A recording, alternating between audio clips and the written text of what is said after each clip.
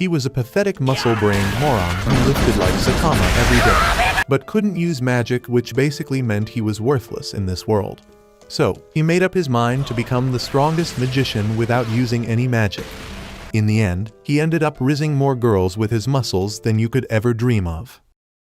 In a land ruled by magic and watched over by dragons and divine powers, there existed one guy who just didn't fit in. His name was Mashle, and let's be real, he wasn't the sharpest tool in the shed. Dude had zero magic skills, which in this world was basically a death sentence. Mashle spent his whole life living quietly in the woods with his old man, a kind but tired guy named Regro. One day, Mashle messed up the door again. He couldn't remember whether to push or pull it, so he just bashed it repeatedly until it broke apart completely. Regro was used to this by now. Mashle might have been clueless, but he was his kid, and Regro kept his secret safe. Mashle had no magic in a world where that made him an outcast. That's why his training was pure muscle, no spells, no shortcuts. Before heading out, Regro reminded Mashle to never step foot in the city. Mashle agreed. But yeah, that was a lie. The bakery had just released a new goblin cream puff, and Mashle wasn't missing that for the world. So off he went, walking into town and casually ignoring the fact that everyone around him was using magic like it was breathing. But Mashle didn't care. All their fancy tricks, he could do it with his hands. At the bakery, the delicious smell had him hyped.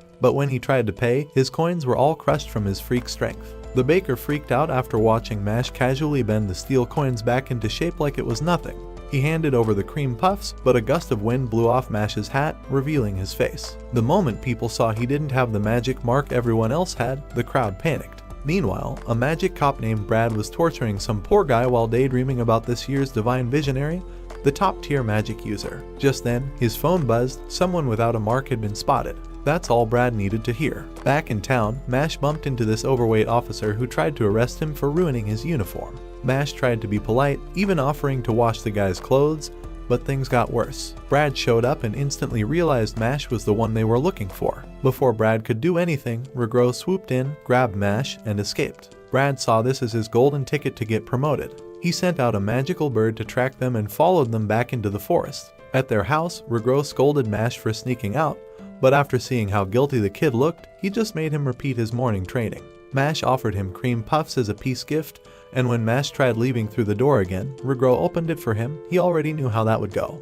Regro knew Mashle was growing up and naturally curious, but peace wouldn't last. When he looked out the window, he saw Brad's magic bird spying on them, followed by an explosion. Brad and his men stormed in, demanding to know where Mashle was. Out in the forest, even a squirrel got freaked out watching Mashle casually lifting massive weights like they were made of feathers. Done with his 5-minute workout, Mashle once again forgot which way the door opened. But before he could wreck it again, Brad's voice echoed from inside the house. Brad confronted Regro, calling Mashle a curse, someone who rejected the god's gift of magic. He offered to spare Regro if he gave up Mashle, but Regro refused. He'd spent his whole life being tossed aside for having no magic, fired from jobs, abandoned by family. Just when he'd given up on life, he found baby Mashle, also markless, also unwanted.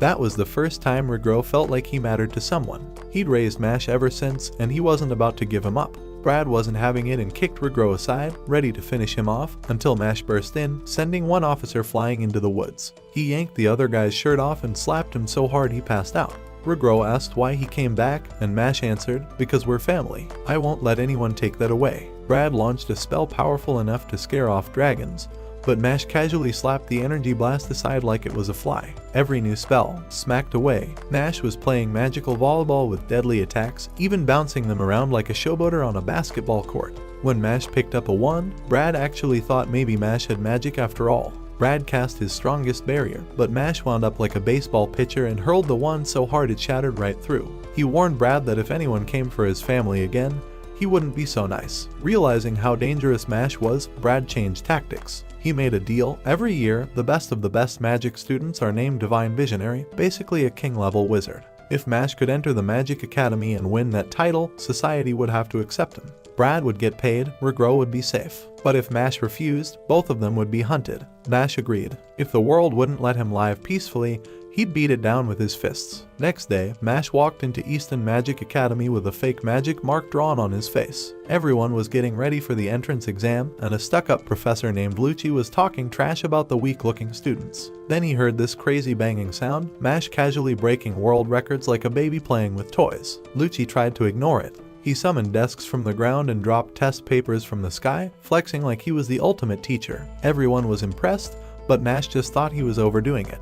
The test started. The words on the paper were literally squirming around, enchanted with a curse. The task: break the spell. Rigro and Brad watched from afar, wondering what kind of idiotic test this was. Mash just stared at the paper, told the words to stop moving, and they didn't. So he smacked the paper with a stick and the words froze. First one done. Lucci was stunned. Mash passed the remaining tests easily, running across water, lifting floating rocks with just his fingers. Furious, Lucci summoned a giant underground maze filled with monsters and gave them 30 minutes to finish. As Mash entered, a cute shy girl with blonde hair ran up to him, crying and begging for help. She promised him a reward, but then tripped and face planted into the dirt. A pack of goblins showed up, surrounding her. Realizing she was holding him back, Mash tried to ditch her, but she used a spell to trap him. Turns out, she had been ordered to sabotage him. But Mash broke through the chains with raw strength and bolted away. A massive godlike figure appeared and asked her a riddle: what has 4 legs in the morning, 2 in the afternoon, and 3 at night? She had no clue and knew she was done for. Just as she screamed for help, Mash returned and beat the creature into the dirt. She asked why he came back, and he simply said he felt bad for her and figured she had her reasons. With seconds left, Lucci thought Mash had lost. But then a loud crashing echoed across the arena. Mash broke through a wall over 1 meter thick and finished the maze. The students accused him of cheating and told him to leave, and Mash started to feel like maybe he should. But the girl, whose name was Lemon, shouted that it wasn't his fault. Lucci had blackmailed her because her family was too poor to pay tuition. Even after all that, Mash still saved her. She randomly blurted out that she wanted to marry him, and while she kept saying stuff like "mash me up," Mash was confused and didn't remember saying anything like that. Lucci finally admitted he was the one trying to fail Mash all along. He activated a deadly spell, planning to wipe both of them out. At that moment, Mash shattered his wand like a twig. Bernadette and Brad, watching from afar, were stunned. Then the headmaster of the academy arrived, setting the stage for the final part of the entrance exam. Mash was the first student to be called for an interview at the magic school. The headmaster, Wahlberg, asked him why he helped the girl named Lemon, even though she tried to up during the exam.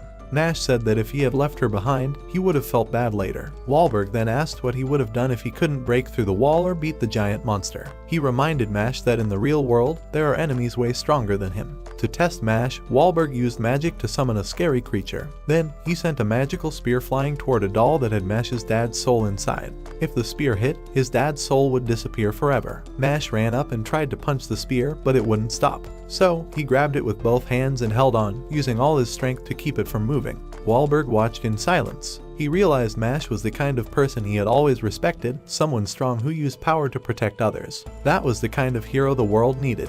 The test ended, and Mash gave his final answer: even if someone was stronger, he'd still fight them with his fists, even the headmaster himself. Everyone gasped, but Wahlberg just smiled and accepted him into Easton Magic Academy. Later, in class, they were learning a simple spell to unlock things. The teacher showed the students how to do it. When it was Mash's turn, he just crushed the lock with his hands. The teacher got angry because he didn't even try using magic. Mash explained that he wasn't good at magic. The boy sitting next to him, named Finn, started thinking Mash up. After class, Finn went to check out his dorm room. He hoped Mash wouldn't be his roommate. But when he got there, the door was gone and Mash was holding it in his hands. That's when Finn knew he got they'd be living together. At first, Finn thought Mash was normal, but then Mash randomly showed him his muscles and Finn immediately thought he was weird. Mash asked to borrow Finn's broom for the next class. He had brought a giant tree root instead of a broom by mistake. Finn let him use his. The next day, they started broom flying practice. The teacher showed them how to float using magic. Everyone was flying, but Mash's broom didn't move. One student made fun of him and said he was slowing the class down. Mash stomped his foot on the ground, and the broom flew straight into his hand. The same student challenged him to a race. The loser would have to obey the winner until graduation. The teacher didn't think Mash could even ride a broom, but started the race anyway. The second it began, Mash was already at the finish line, setting a new school record. No one could even tell how he got there so fast. But Finn saw what happened. Mash threw the broom forward and jumped onto it midair. Mash told the student to forget the bet. But the guy wouldn't stop talking until a new student named Cavill stepped in. He apologized for his friend. Everyone got tense. Cavill was known for being dangerous. Now that he noticed Mash, they knew trouble was coming. Mash didn't hear Cavill's name properly and called him Cabbage, which made the room go silent. Cavill was ready to attack, but the teacher stopped him, saying class wasn't over yet. Cavill told Mash to meet him after class and walked away. As they walked back to their dorm, Finn warned Mash that Cavil was the son of a powerful man in the Bureau of Magic, the group that controlled everything. Cavil's family had strong ties to the school. If Mash messed with him, he could be kicked out. Finn had seen other students suffer because of Cavil before. Mash didn't care and started baking cream puffs in the dorm. Meanwhile, Cavil was waiting for him outside and got angry when Mash didn't show. The next day, Cavil found Mash and asked why he didn't come. Mash said he was busy making cream puffs, which made Cavil even more annoyed. Then Cavil said he could help Mash become a divine visionary, one of the top students in the country, if Mash obeyed him. Mash agreed right away and became his personal servant. Mash got ready for the next class but found his textbook ruined again. Finn offered to share his book. Mash was grateful and thought Finn was a good friend. Later, Cavil told Mash to pour water on the floor and clean it. Mash did it without complaining. What Mash didn't know was that Cavil had been ordering Finn to mess with his stuff. Then Cavil told Finn to burn Mash's clothes. Finn said no, so Cavil used magic to hurt him. Mash walked in and saw Cavil bullying Finn. Cavil said he just wanted Finn to apologize. Finn broke down and told Mash the truth. He had been messing with Mash's books because Cavil forced him. He cried and apologized. Cavil tried to change the topic and invited Mash to dinner with the vice principal. But Mash just walked up and smashed Cavil's head into the floor, knocking him out. Finn panicked and said Mash was going to get expelled. Just then, the vice principal, Farman, arrived. He said he saw everything but still blamed Mash for attacking Cavil. He said Mash and Finn were beneath Cavil and deserved punishment. As Farman kept talking, Mash walked over and kneed him in the face. Everyone was shocked. Mash said Farman wasn't listening to reason, so he hit him instead. Since he was already in trouble, he didn't care anymore. Farman tried to cast a spell, but Mash threw dirt in his face, dug a hole, and buried him in it. Farman yelled from inside that Mash would regret it, but Mash told him to shut up or get buried deeper. Mash was called to the headmaster's office. Wahlberg told him the Bureau of Magic had sent an official letter asking for him to be expelled. He explained that the Divine Visionaries were chosen by the Academy and had strong ties to the Bureau. He reminded Mash how powerful Cavil's family was, but then he burned the letter right in front of him. Wahlberg was upset with how unfair the world had become. He said the system only helped rich people and ignored everyone else. He told Mash that the world needed more people like him, people who do the right thing, even when it's hard. Wahlberg said he hoped Mash would become a divine visionary. Mash said he already planned to. But when Wahlberg started explaining how the process worked, Mash looked totally lost. So Wahlberg made it simple, just get good grades and collect as many silver coins as possible. He said he'd deal with the bureau and the vice principal. With that, Mash walked away, ready to do things his own way. The next day, a guy named Tom, who was the captain of the Dwell team, asked Mash to join their flying ball game. It was kind of like Quidditch from Harry Potter. Mash told him straight up that he didn't know how to fly a broom. But Tom didn't believe him and pulled him onto the team anyway. When the match started, the other team quickly took the ball and started scoring points. Mash was still stuck on the ground, repeating that he didn't know how to ride a broom. The audience thought he was just being lazy and started yelling at him, even throwing things. Meanwhile, Tom's team was getting crushed. Tom came over and explained the rules. You had to throw the ball through the opponent's hoop to get points. Magic wasn't allowed, only broom flying skills mattered. But before he could go back, the enemy team's captain rammed into him hard, knocking him down and breaking some of his bones. Mash went to check on him, asking the enemy captain if he had any respect for fair play. But the guy said he didn't care, winning was all that mattered. Even though Tom was badly hurt, he told Mash that trying your best was more important than just winning. Right now, their team was down 50 points. The enemy captain was already celebrating. But then something inside Mash snapped. He grabbed a broom, jumped up, and started flying, not by magic, but by kicking the air so fast he stayed up. Everyone was stunned, not understanding how he was flying at all. Mash snatched the ball mid-air. When the other team rushed at him, he used his insane strength to throw the ball so hard that it blasted them away and scored a point. The crowd gasped as the ball curved back like a boomerang right into his hand. He kept doing the same move over and over, scoring again and again, while the audience watched in complete disbelief. Eventually, their score hit 999 points. They won the game, and the school gave them silver coins as a reward for setting a new record. Finn was amazed at how awesome Mash was, but Mash said he didn't want to play that game ever again. Tom ran up and gave him a big hug, thanking him for saving the team. Later, a student named Lance saw Mash's story in the newspaper. He remembered him from the entrance exam and tore up the picture, deciding Mash would be his next target. In class, Tom bugged Mash to practice with him. Lemon wanted to study with Mash, but he wasn't in the mood. That's when Lance showed up. Lemon recognized him as the guy who helped explain the entrance exam. Lance said he wanted to have some fun, then pulled out a strange magic tool that trapped Mash's friends inside a bottle. He told Mash to meet him in the forest if he wanted them back, and vanished. Mash met Lance in the woods. Lance showed him 2 silver coins and said he was collecting them to become a divine visionary. Most students had one line on their face showing their magic level, but Lance had more, meaning he had extra power. He challenged Mash to a duel and said they'd each bet 1 silver coin. Mash accepted. Lance cleared the area using a spell. When the battle started, Mash tried to punch him, but Lance used gravity magic to slam Mash into the ground. Lance said no one could move under his spell, but Mash started punching the dirt and pulled up huge roots, cracking the ground and forcing Lance backward. Lance fell to his knees, shocked at Mash's strength. He tried to use his spell again, but Mash moved too fast and went in for another punch. Lance barely dodged it. As they fought, Lance's necklace fell. Mash picked it up and opened it, finding a photo of Lance's little sister. Lance got emotional and asked Mash what he thought was the most important thing in life. Mash guessed cream puffs, but Lance yelled that the only right answer was my sister, making Mash think he was a bit creepy. Lance then threatened to drop the bottle with Mash's friends off a cliff. In a flashback, we see that Lance's sister has a serious illness. If she loses her magic, the system would treat her like trash. Lance wants to become a divine visionary to save her. Back in the present, Lance cast a spell to make the bottle fall faster. Mash changed into his workout outfit, took a running stance, and vanished in a flash. Lance couldn't see where he went. Suddenly, Mash appeared behind him holding the bottle. Lance couldn't believe it. He thought Mash must have used magic. Mash told him the bottle Lance dropped was fake and then grabbed the real one, saving his friends. Lance gave up and handed over his coin, leaving quietly. Mash realized Lance wasn't actually a bad person.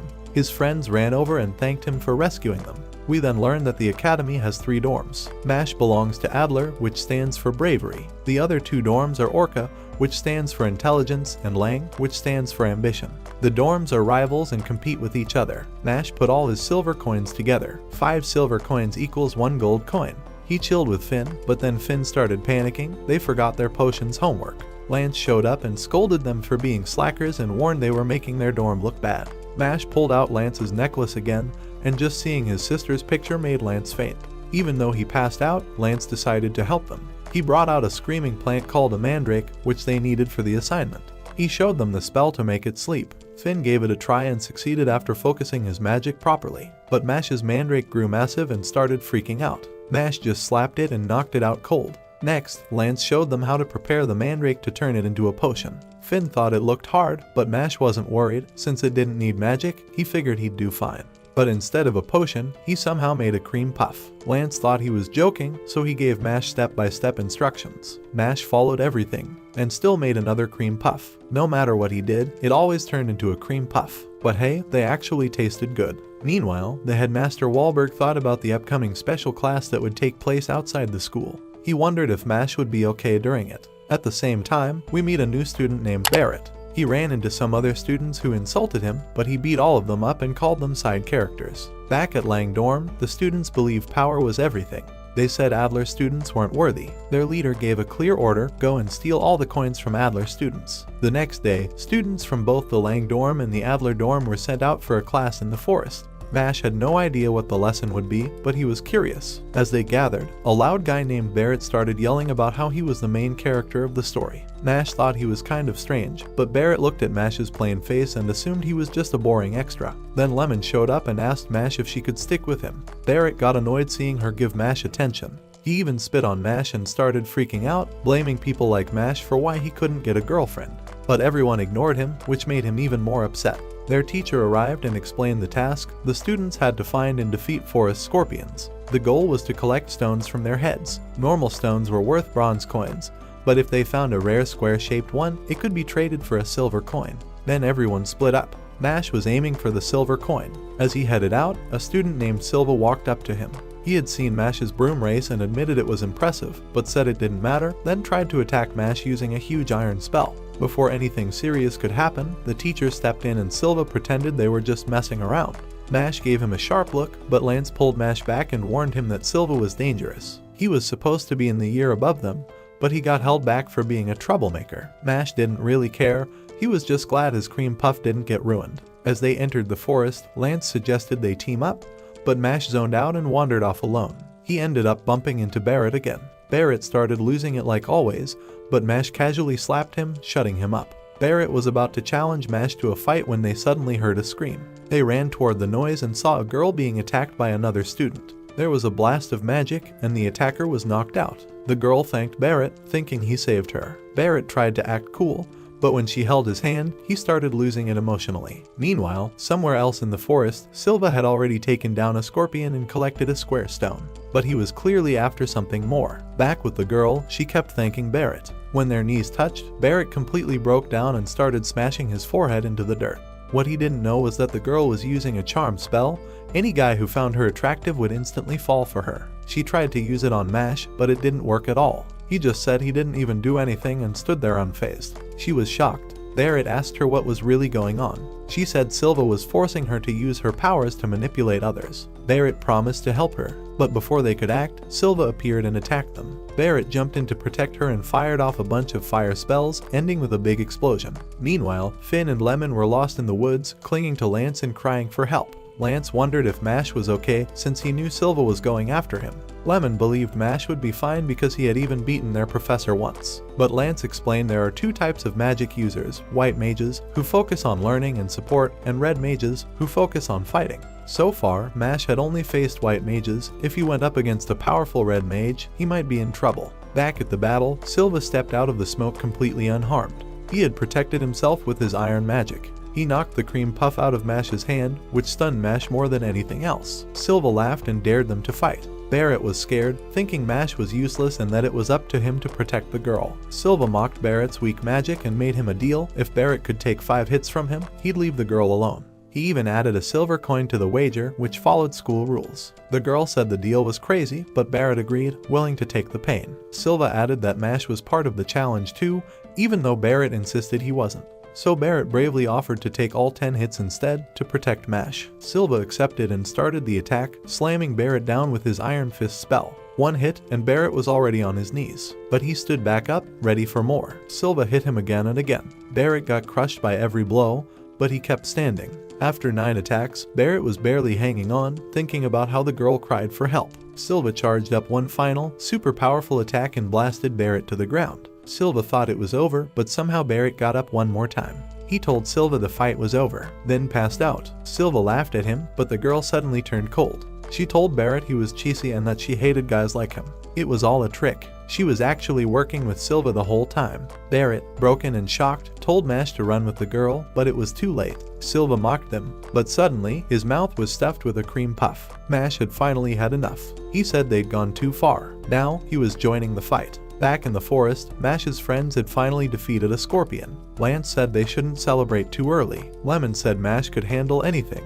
But Lance explained again, fighting a strong red mage was a whole different thing. Many upperclassmen could be stronger than Mash. Back in the fight, Silva thought Mash was just putting on an act. He said he hated weaklings who acted brave and loved crushing their spirits. He noticed his cloak had a small burn from Barrett's magic and got annoyed. Silva attacked again, and Mash rushed forward. At first, Silva blocked his attack and pushed Mash back. He bragged that he had earned 2 gold coins in his first year, showing how powerful he was. He hit Mash with another strong spell, but Mash caught it midair and crushed it with his bare hand. Mash said it was time for some tricep magic. Silva thought he was joking. He kept attacking with iron pillars, but Mash dodged and punched through all of them. Then he landed a clean hit that sent Silva flying and bleeding. Silva was shocked. He thought his magic was elite. He fired another spell, but Mash smashed right through it again and landed another punch. Silva dropped to his knees. He finally understood he couldn't win. Then Mash did something strange. He sat down. Silva was confused. Mash reminded him there were 8 more hits to go in their challenge. Silva panicked, knowing he couldn't survive 8 more. Just then, a massive scorpion appeared.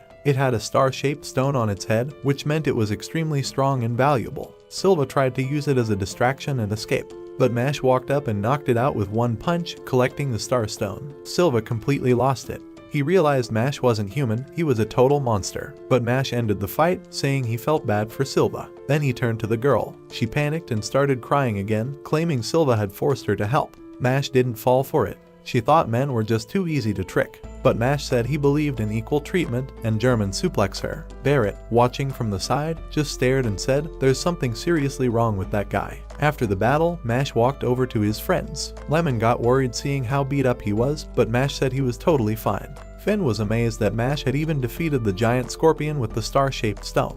He explained those were worth 2 silver coins. Lemon told him he should visit the nurse, and then she checked on Barrett too. But when Barrett looked at her, he completely freaked out and started acting weird. Lemon just thought he was strange. Barrett then apologized to Mash for dragging him into all that drama with Silva and thanked him for helping out. But when Mash looked confused, Barrett quickly got embarrassed and threatened to beat him up, saying it took all his energy just to say something nice. Just then, Mash's pocket started glowing.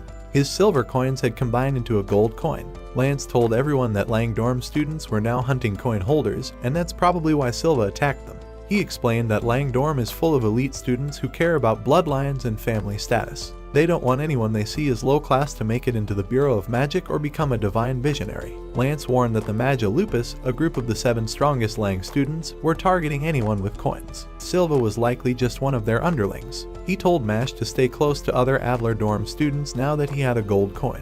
But Mash got lost again trying to find his classroom. He stood in front of a door wondering if it was a push or pull. Meanwhile, Silva was kneeling down, begging for forgiveness. He was in a dark room with Abel, the leader of Langdorm. Abel was holding a creepy doll and said their job was to clean up the weak from the world. Silva begged for another chance, but Abel said he wasn't even good enough to be used. Then, using magic, Abel turned Silva into a puppet. The puppet stood up and joined a line of other human-turned dolls. Abel spoke to his own doll, which he called Mother, and claimed he was the only one worthy of being the next divine visionary. Right then, Mash burst through the door, accidentally breaking it again. He apologized for the door and looked at Abel strangely for talking to a doll. Abel recognized Mash and knew he had a gold coin. He asked why Mash wanted to be a divine visionary. Mash answered that he just wanted to live happily with his family, but the world didn't allow someone like him to live in peace. Abel said that was a weak reason and claimed the world needed to go back to its original state, where only the strong survived and the weak were removed. He believed magicless people were ruining society and wanted to restore order. Mash didn't get all that. He just said he wanted a calm life and didn't see the point in hurting people. Abel offered to let Mash walk away safely, but only if he gave up his gold coin. Mash said no. Abel sent one of his puppet soldiers to attack, but Mash dodged and kicked the puppet hard enough to snap its magic strings. The puppet turned back into Silva. Then, another puppet suddenly grabbed Mash and threw him into a stone wall. It also stole his coin and tossed it to Abel. Mash stood back up, apologized for calling the puppet weak earlier, then picked up Silva and said he was taking him to the nurse. Abel asked if he was giving up on the coin, but Mash said he was just putting Silva first for now. He promised he wouldn't lose, no matter how strong his enemies were. After Mash left, Abel noticed something strange. He was holding a small button from the puppet's jacket instead of the gold coin. One of his students realized what happened. When the puppet flicked the coin, Mash had spit the button at high speed, hitting the coin midair and pulling it back with perfect timing. Abel smiled, now very interested in Mash. At the nurse's office, Silva woke up. He had no memory of anything after being turned into a puppet. He saw Mash doing push-ups in the corner and figured out that Mash had saved him. Feeling guilty, Silva just stayed quiet as Mash left the room. Back at the dorms, Lance and Barrett were arguing inside Finn's room. Finn walked in and asked what was going on. Barrett got angry looking at Lance and said that life was always easier for good-looking guys like him. Lance didn't back down and was ready to fight. Right before they started throwing punches, Mash walked in and told them not to break stuff in his room. Then he happily ate a cream puff and felt like things were back to normal. Suddenly, Lemon ran in with exciting news. She took them to a magical scoreboard that showed how many gold coins each dorm had. Lang Dorm had 15 coins. Adler and Orca dorms only had 1 each. At this rate, Lang Dorm would win and produce the next divine visionary. The Orca dorm was too busy with research to care, so the boys from Adler decided it was up to them to stop Lang Dorm. They were fired up, ready to fight. But just when Mash was getting excited, the headmaster gave him a punishment for breaking another door. He had to clean the owl hut for a week. Mash sighed as the owls pecked at him non-stop. Lance joined him, saying he wanted to use the chance to catch Lang Dorm students in case they showed up. Mash thought Lance was just trying to protect him. Sure enough, 2 Lang Dorm students showed up, Andrew and Shinri. They were both part of the Magia Lupus, ranked 6th and 7th. They challenged Mash and Lance to a duel, each betting a gold coin. Water appeared under Mash and he fell right in. He didn't even know how to swim. Andrew jumped in and turned into a magical shark, chasing after Mash underwater. Meanwhile, Shinri stayed behind to fight Lance. Shinri attacked with a huge spinning blade. Lance dodged it and thought the magic was weak compared to his gravity powers. He tried to cast his spell, but owls got in the way. He remembered his sister's voice telling him not to hurt animals, so he hesitated. Shinri kept attacking with double blades. Lance got hit while trying not to harm the owls. He finally managed to cast his gravity spell, but it only dropped a shovel. Shinri was confused, but he went in for his strongest attack with 3 blades. Then he noticed all the owls were sitting together in one spot. Lance had used the shovel to open a bag of feed and moved the owls safely out of the way. With no more distractions, Lance used his gravity magic to smash all of Shinri's blades. Shinri tried one last big move, but Lance crushed it and sent him flying. Shinri was shocked. How could someone with the same double-line magic be that much stronger? Lance calmly explained that Shinri only fought to feel superior, but Lance fought to protect his sister. That's why he'd always be stronger. Inside the magical water prison, Andrew bragged about trapping Mash with his sea magic. He said there was no way Mash could get out. But out of nowhere, Mash zipped right past him. Andrew was shocked. He remembered Mash saying earlier that he didn't even know how to swim. But Mash now swam perfectly and said thanks to Andrew for helping him realize he could actually swim. He kept swimming all around him at crazy speeds, and now Andrew felt like he was the one being hunted. Panicking, Andrew activated another spell, changing his body into a more beast-like form. But Mash didn't care. He kept ramming into him over and over underwater. Andrew couldn't handle the hits, and Mash finally broke free of the sea field spell. Lance picked up the gold coin from the ground. He and Mash agreed the two they just beat weren't as strong as they expected, especially for being part of the elite Magia Lupus. But before they could even relax, another member of the group suddenly appeared. In one flash, the masked man passed right by both of them. Lance tried using gravity magic to stop him, but for some reason, it didn't work. Mash quickly changed into his training clothes and rushed at full speed, but the man dodged easily. Lance guessed the guy must have teleportation magic. The masked man pulled out a special bottle, used it to collect his two defeated teammates,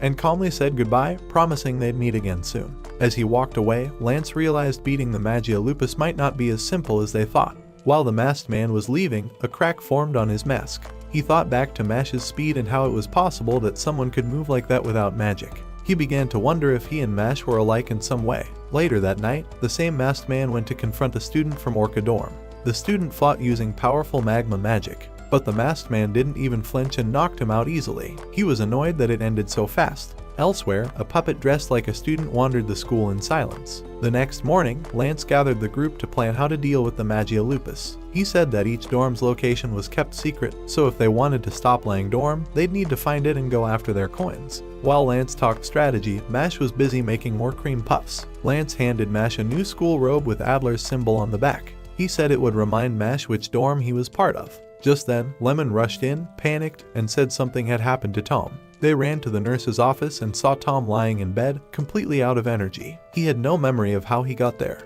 He said that usually, he lives life at full speed and falls asleep instantly without dreams. But last night, he dreamed he was trapped inside a dark box, aware of everything, but unable to move or speak. Lemon asked if he was okay, and Tom said he was feeling better but was unable to use magic for now, like all his magic energy had been sucked away. They found out several other students were suffering from the same problem. And it all started after the headmaster was called away to the Bureau of Magic. Lemon gave Mash a cream puff lucky charm and made him promise not to do anything reckless. She told him to always keep it with him and said it would help him think of her. But then she blushed and lost her cool, imagining Mash dreaming about her. That night, Mash and Lance wandered through the halls of the school searching for Lang Dorm. Barrett and Finn followed them. Lance asked why they were tagging along. Barrett said he wanted to collect coins. Finn said he just didn't want to be alone in his room. As they explored, they saw Lemon walking ahead. Barrett ran to her right away, but Lance noticed something was wrong. Lemon's body was jerking and moving strangely. She had been turned into a puppet. The others avoided looking straight at her and let her walk past. Even though she was a puppet, Barrett still thought she looked cute. They decided to follow her. When they turned the corner, they hit a dead end. Finn heard strange clicking sounds, like cracking wood. Lance used a spell called Rello that revealed a secret hidden door. He said they'd need another spell to open it. Barrett blasted it with fireballs, but nothing happened. He didn't know how to get in.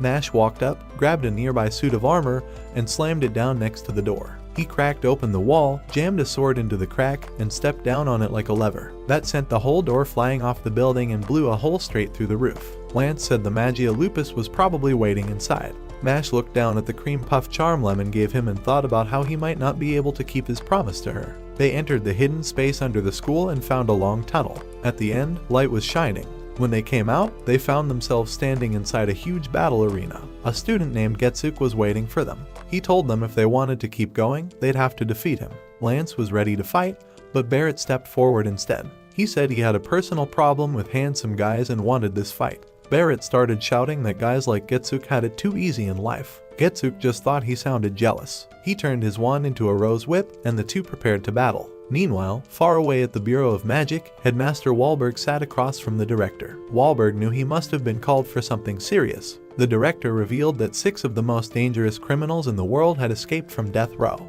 The guards were all wiped out. They had help from someone named Innocent Zero. Back at the arena, Barrett launched a fireball at Getsuk, but it was blocked by vines. Getsuk's vines attacked, and Barrett barely avoided them. Barrett stayed confident and fired another round of fireballs. They didn't hit Getsuk directly, they just hit the ground around him, making strange marks. Barrett told Getsuk to be careful. Those marks were 5 times more powerful than normal. Getsuk laughed, saying it was a weak trick. He didn't believe it would work. He asked how Barrett planned to make him step on one. Getsuk used his whip to grab Barrett and made him drop his wand. Then the vines grew large thorns and stabbed into Barrett's body. Getsuk said it was over and prepared to finish him.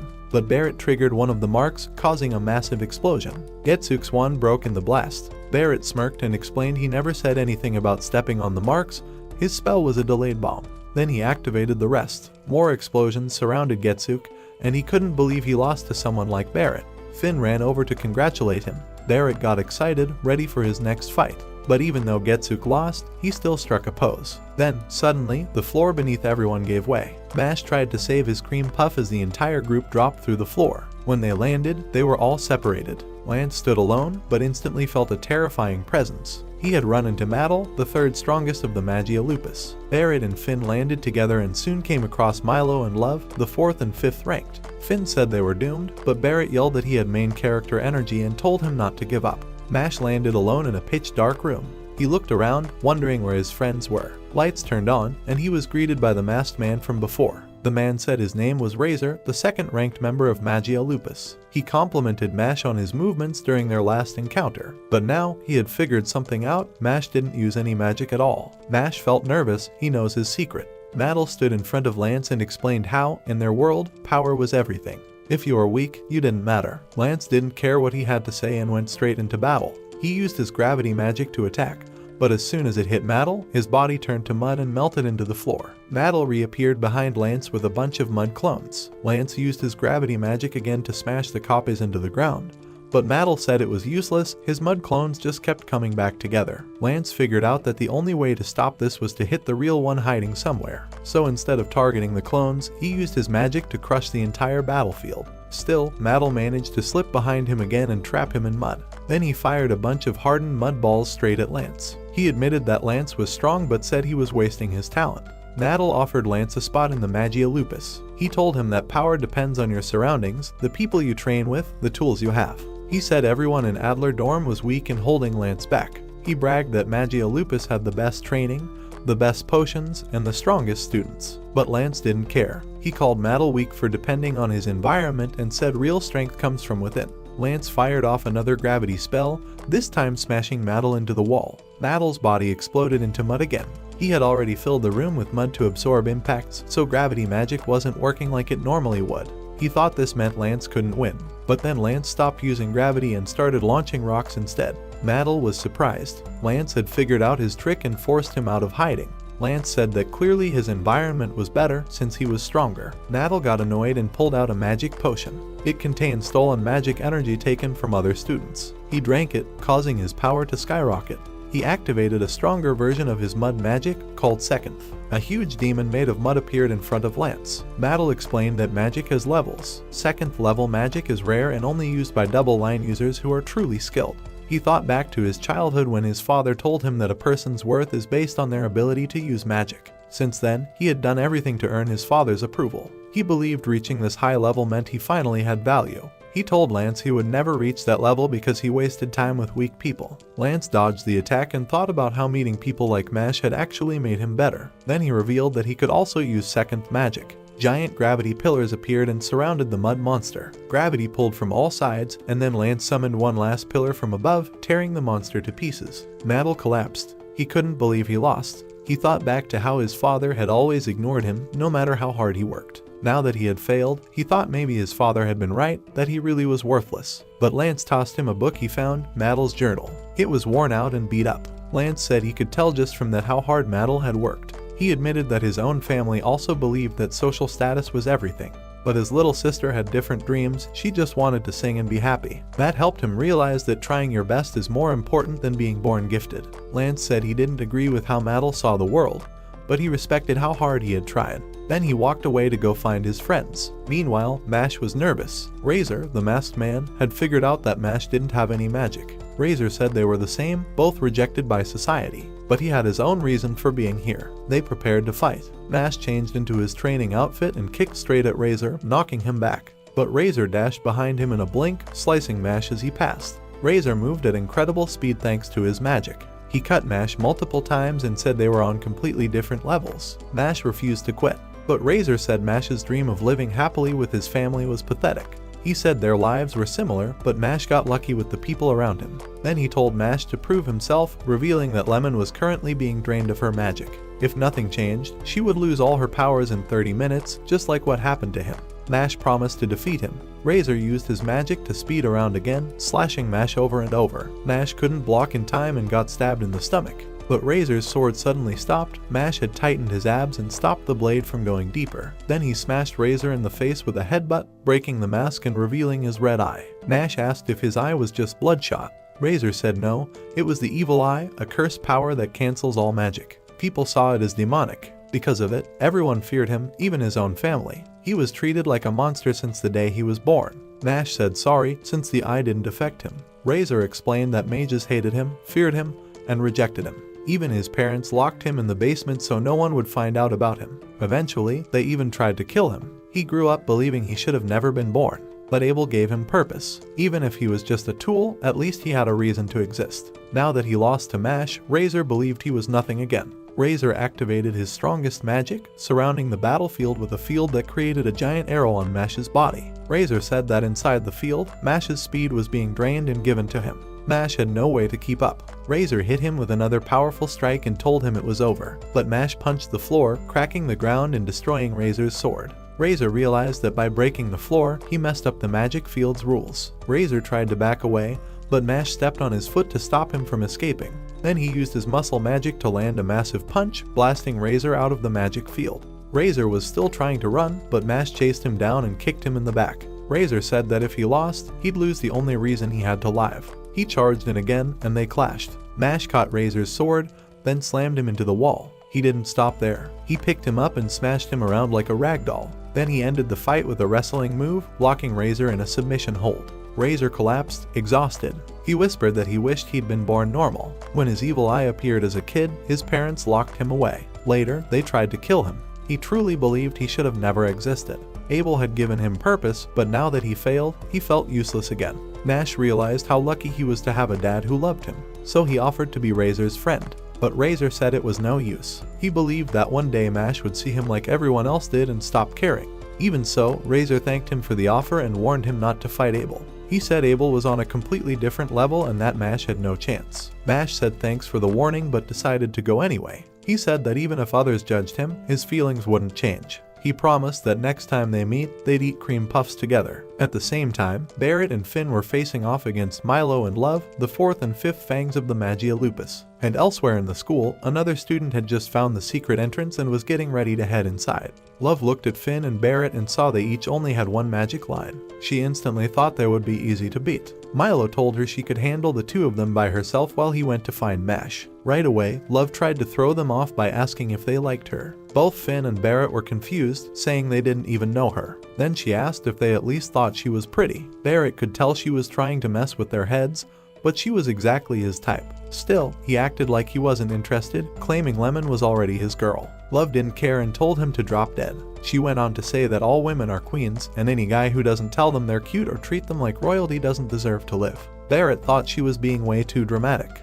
She asked again if they liked her, but Barrett stuck to his story and said he already had Lemon. Finn just watched quietly, thinking this whole thing felt familiar. Suddenly, Love used her tornado magic and sent Barrett flying through the air. She explained that her dad told her it was okay to get rid of anyone who didn't appreciate her. Barrett managed to get up and fight back with fireballs, but Love said his magic was too weak. The fireballs didn't even reach her, but instead, they created a cloud of smoke. Barrett dove toward his wand, but Love sent another gust of wind and knocked him down again. Then, Love dropped another bomb. She said Milo's power lets him turn someone into stone, and the target is always the person who opened the door to this hidden place. Since that was Mash, he would be turned into stone unless they stopped her and Milo within the next 30 minutes. She trapped Barrett in a spinning tornado cage, claiming he'd never escape.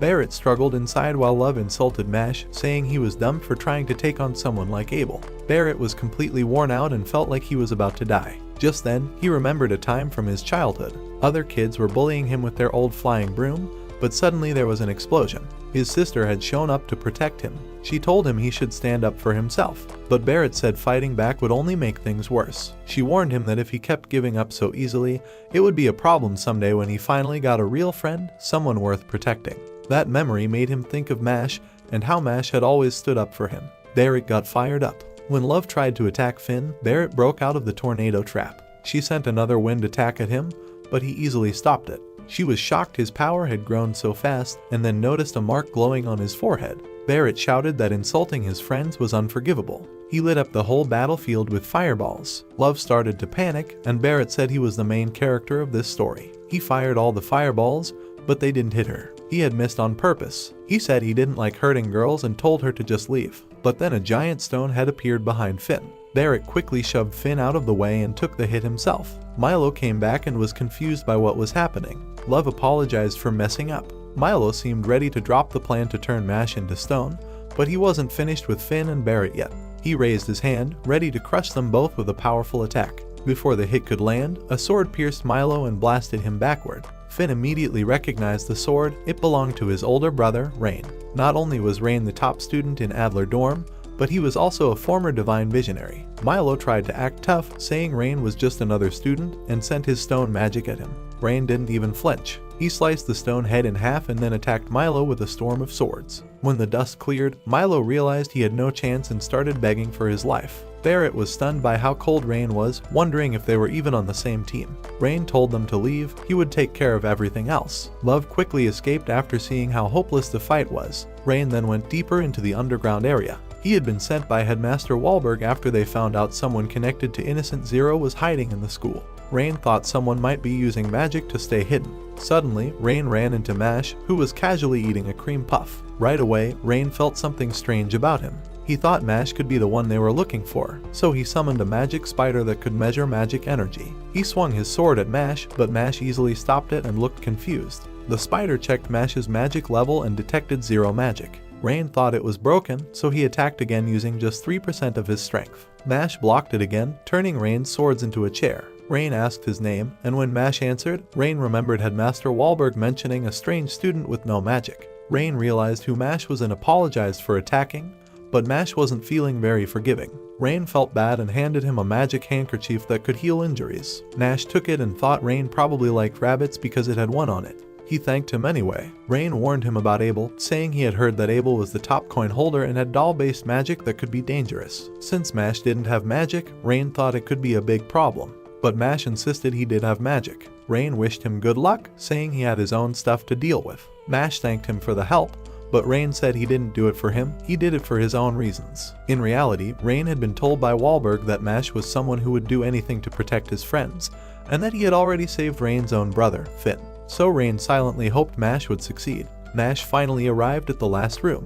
He paused, wondering if the door was a push or a pull. Instead of figuring it out, he just blew it open. Inside was Abel, who was surprised that Mash had beaten Razor. He had thought only someone like Rain could handle Razor's evil eye, so maybe Mash really was as strong as a divine visionary. Mash worried that Abel might have figured out his secret, but he relaxed when Abel just assumed he was powerful. Abel saw Mash as another superior person. He started talking again about how weak people were ruining the world, getting more rights, making everyone else weaker, so he wanted to wipe them all out. Mash realized Abel wasn't just talking about people with no magic, he also meant underachievers and anyone who protected the weak. That made Mash think about Bernd, the man who raised him. He remembered flipping in the air as a kid, landing perfectly, and being rewarded with his first cream puff. He remembered how Bernd proudly told him he was happy to have him as a son. That made everything clear. Mash knew right then he could never be friends with someone like Abel. Later, Love rushed through the halls to find Abel. She was relieved she managed to escape from Rain, but when she got to Abel's room, she was shocked. The door was broken, and inside, Mash was already fighting Abel. Mash had just crushed one of Abel's puppets, but it suddenly spilled out acid. Abel warned Mash to be more careful next time. Mash didn't panic. He picked up the puppet's head and threw it like a bowling ball, knocking down all the acid-filled puppets in one smooth move. Love was speechless watching it all happen. Mash asked if Abel would see himself as weak if he lost. He also asked about Lemon, wondering what Abel had done with her. But Abel said he had no idea who that was. Abel decided to get serious and summon stronger puppets. He was confident Mash wouldn't stand a chance, but then, those puppets were easily tossed aside. Abel realized Mash had become even more powerful than before. Mash demanded that if he won, Abel had to release Lemon. Abel was surprised Mash was actually backing up his words with strength. Abel then brought out his strongest puppet yet, Mash himself. Mash started attacking his own body, completely out of control. There were strings tied to him, and he began choking himself. But something unexpected happened, the strings snapped. Abel apologized, saying that technique was a bit too harsh. Switching tactics, Abel revealed that he had captured Finn and turned him into a puppet too. He mentioned that Barrett had been caught as well, but he was too beat up to be useful, so only Finn would be used in this fight. Abel sent Puppet Finn to attack Mash. Mash blocked the blow, but Abel warned him not to do that again, or Finn's body would be ripped apart. Mash chose to take the hits instead of fighting back. Finn kept attacking, and eventually his axe broke, but Mash remained standing, totally unfazed. Mash pulled out his gold coin, and Abel thought he was finally giving up. But Mash suddenly flicked the coin so hard, it flew straight at the strings controlling Finn, slicing them off. Finn slowly began turning back into himself. The coin flew back to Mash, and he said it probably just liked him more. Abel wasn't done yet. He tried to take control of Mash again with his strings. Mash began struggling under the pressure, and Abel told him it was useless to fight back, no one could resist his control. But Mash refused to give up and said Abel would regret hurting his friends. He managed to move forward and even broke one of Abel's fingers. Mash powered through, broke free from the strings, and punched Abel straight in the face. But Abel activated a stronger spell, and Mash began to turn into a full puppet.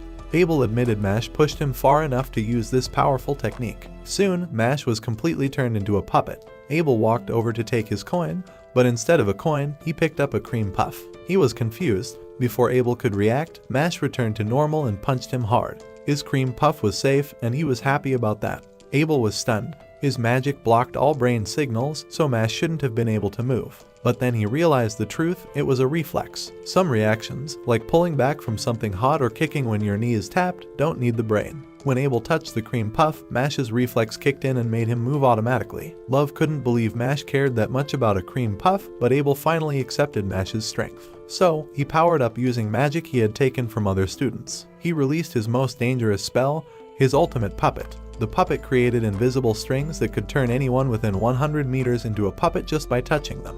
Love realized she was within range and could also be turned. Abel said no one could fight back against this. Anyone caught by the strings would be stuck forever, used like a toy. The strings spread all across the room, but suddenly the giant puppet was destroyed. Mash stood there, perfectly fine. Abel was shocked, Mash hadn't turned into a puppet. Mash explained how he moved his body in a strange way so the strings didn't hit both sides at once. When he felt a string touch his left arm, he immediately ripped it off using his right, while he still had control. Love was amazed by how insane that plan was. Abel tried to fight back using his puppet, but Mash shattered it completely. In a flash, he was behind Abel and slammed him straight into the floor. Then a memory played out. We saw Abel's past. His mother had been kind and generous. Even though she was a noble, she treated regular people with care and gave food to the poor. But one man got greedy and wanted everything. When she refused, he stabbed her. Even though she believed in human kindness, she died because of it. That moment changed Abel. He began thinking weak people were dangerous and needed to be wiped out. He gathered others who were unhappy with the world and formed the Magi Lupus group. He believed the strong had the right to take from the weak and nothing would change his mind. But Mash disagreed. He told Abel that evil doesn't care about how powerful or weak someone is, it exists in all kinds of people. Since Mash had clearly won, he asked Abel to release Lemon and the other students. Abel agreed. He let his spell go, and Mash caught Lemon as she fell. Finn woke up, and all three friends were finally safe. Finn and Lemon called Mash a hero. Finn even started crying, thanking him. Lemon apologized for dragging him into the fight and thanked him too. Barrett showed up crawling, saying he helped as well, and they all celebrated together. Abel couldn't believe he lost to people like them. Finn wondered where Lance was. Meanwhile, down in the dungeon, Lance was facing off against Rain. He blocked one of Rain's surprise attacks. Rain was shocked that Lance could keep up with him. His spider companion checked Lance's magic and said it was off the charts. But then it was revealed this wasn't the real Lance. It was someone working for Innocent Zero, disguised as Lance. The man was surprised Rain saw through the disguise, but Rain said it was just easier to hit first and figure things out later. The fake Lance admitted that Abel was supposed to help them with their mission, but since he failed, his job was now to kill him. Rain tried to stop him, but he was blocked by a massive blade. As the man went deeper into the school, Rain was left to deal with another enemy and started to worry about Mash and his friends. Somewhere else, Bernd and Brad were watching from afar, wondering how Mash was doing at the academy. They hoped no one had found out he couldn't use magic. Bernd asked why Brad wasn't doing anything, and Brad said he just wanted more screen time. Mash and his friends were still having fun celebrating when Abel watched from the side, confused about how long they planned to goof around. Mash suddenly said he had to use the bathroom and walked off, while the rest were just happy things finally calmed down. The other students, who were once puppets, had already gone back to normal. Everything seemed fine. But then, without warning, a mysterious man appeared. The criminals that were captured tried to ask who he was, but before they could react, he took them out in seconds. Barrett briefly considered fighting him, but the moment he sensed the man's energy, he knew this guy was far too powerful. The man stepped up to Abel. His name was Cell. He looked at Abel with disappointment, calling him weak for losing to someone else. He said Abel had once been helpful by giving him info about the headmaster, but now that he was useless, Cell decided to end him. He took control of Abel's body, forcing him to choke himself. Just as Abel was about to die, Mash returned, with a plate full of cream puffs, ready to keep partying.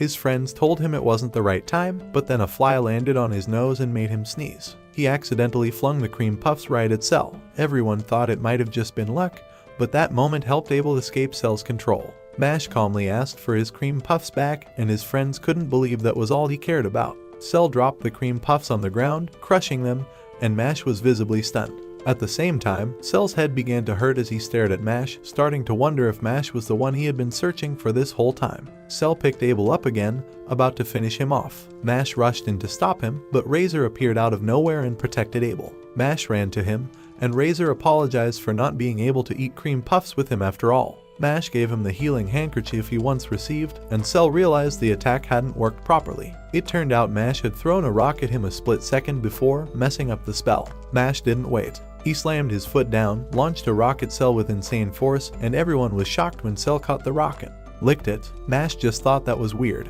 Cell warned him that Razor only had 30 minutes left before it was too late to save him. He wondered what someone like Mash could possibly do. He began launching spells, but Mash broke them with his bare fists. Cell didn't take it seriously and sent an even stronger blast, which knocked Mash down. Abel thought it was hopeless. Cell was just on a higher level. Nothing could close that gap.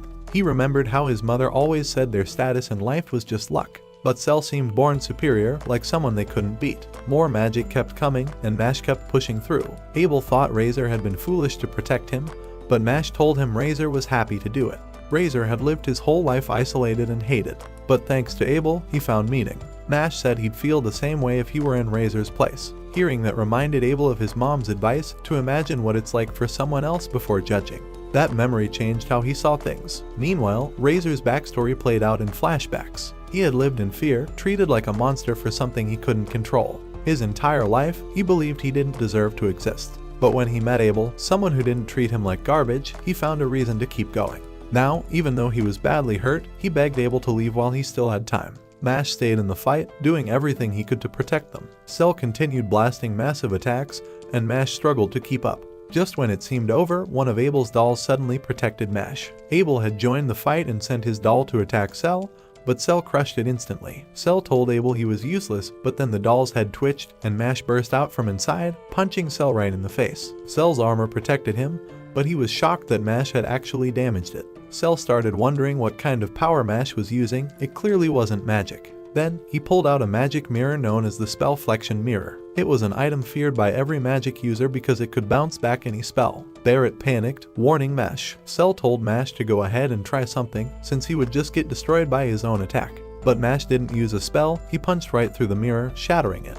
Everyone stood in awe. Mash wasn't using any magic, just raw strength. They remembered all the insane things Mash had done up to now. He felt more like a character from a fantasy story than a real person. Cell looked fine, but then noticed a glowing mark on his hand. That was the confirmation. Mash was the one they were after. Suddenly, the room cracked apart and two massive hands reached down from the sky. Cell said he had another job to take care of and vanished, promising they would meet again soon. Mash was glad the fight was done. Abel helped Razor get to the infirmary. Razor hoped that maybe someday he and Mash could finally eat cream puffs together. Abel sincerely thanked Mash and promised to return the favor in the future. Mash rejoined his friends, who were still shocked that he had no magic. They worried that someone might find out and he could get expelled. Mash nervously claimed he could totally use magic.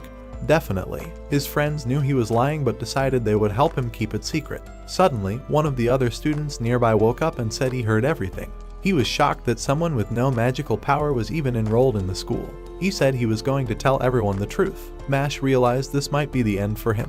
His friends braced themselves, wondering what he would do next. Mash took a deep breath and said it was the perfect time to eat another cream puff. And that's where this video ends. Watch this following video and I'll see you in the next one.